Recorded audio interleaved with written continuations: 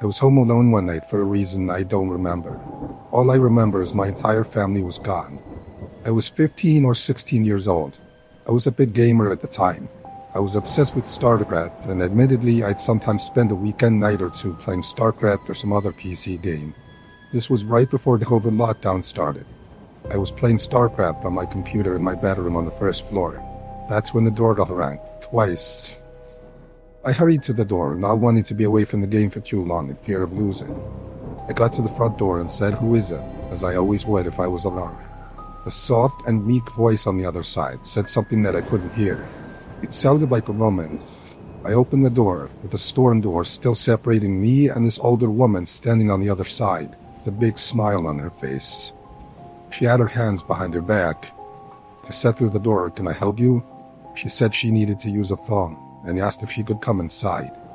Ever since I was a little kid, I was always taught not to let a stranger into the house, ever. That included women. I felt so awkward, though. I didn't know how to turn her away. I redirected her to the library, a few blocks down, because they'd surely have a phone. Deep down, I knew the library was closed at this point, but I was just trying to get the stranger who was trying to get into my house to leave. She was still smiling, but what she said next did not match her smile. She said, "That's very rude to turn away an old lady asking for help." I replied the only way I could think to, and that was that my parents don't allow strangers into the house. It's a house rule. I slowly started closing the door as I was saying sorry, and she just stood there, not moving but still smiling at me, and though her smile never changed, it suddenly felt much more menacing. I was walking back to my room when the doorbell rang again. There was no way in hell I was opening the door again. That woman radiated weird vibes from the start. Maybe something was wrong with her, maybe she wasn't all there. These were things I had no way of knowing, and maybe that was selfish of me to send her on her way. But I just wasn't opening the door for anyone when I was home alone. I went back to my game. Not too long after I sat back down, I heard something tapping on the window. It was a clinking type sound from something metal. The window was directly in front of my desk. I had the blind pulled down so I couldn't see what was making the noise, but I already had an idea. My room was the only room with a light on in the house. The horrible thought that it was the old woman from just before, and that she walked over to my window, terrified me. I turned off the sound on my computers. At this point, I didn't care about my game anymore. The clinking sound in the window persisted. I basically said this, and up and left to a different room in the house.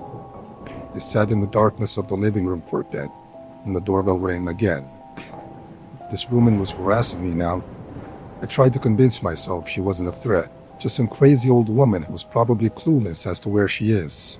When she rang the doorbell a second and third time, I decided to open the door and ask her if there's someone I could call for her. But when I opened the door, there was now a man on the other side. He looked to be about 10 years younger than her. He said through the storm door, "Have you seen my mother?" I replied saying yes, she came to my door just before.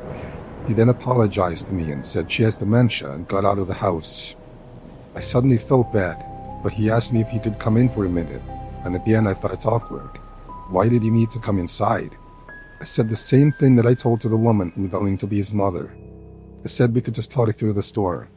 I then said that I think she went into my backyard because I heard something at my window. I told him he could go around back and check.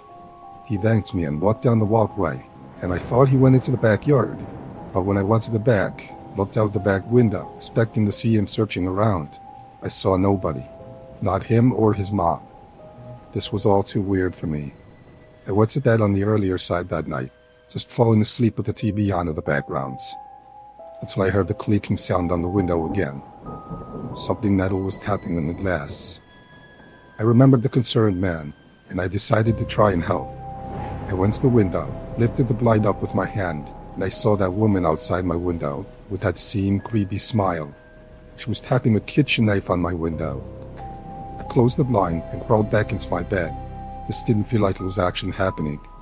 A suspiciously short amount of time later, the doorbell rang like 4 times. The clicking on the window stopped by this point. This was all too suspicious. It felt like some kind of robbery attempt. I ignored the doorbell. I stayed in my bed. I was done await the sound. I didn't have a cell phone at this time. I wasn't the most social guy growing up. I also didn't want to call the police for some reason. I waited this all out until it finally stopped. The next morning, I told my dad what happened when I called him. He told me I was smart not to open the door. Everyone agreed that everything about it sounded like an attempted robbery. Is there a chance that maybe that woman really did have dementia, that the man was really her concerned son?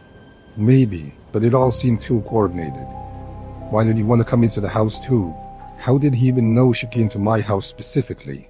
Why didn't he ever go into the backyard to look for her when I gave him permission to do so? Too many unanswered questions and lead me to believe I avoided something terrible happening if I opened that door.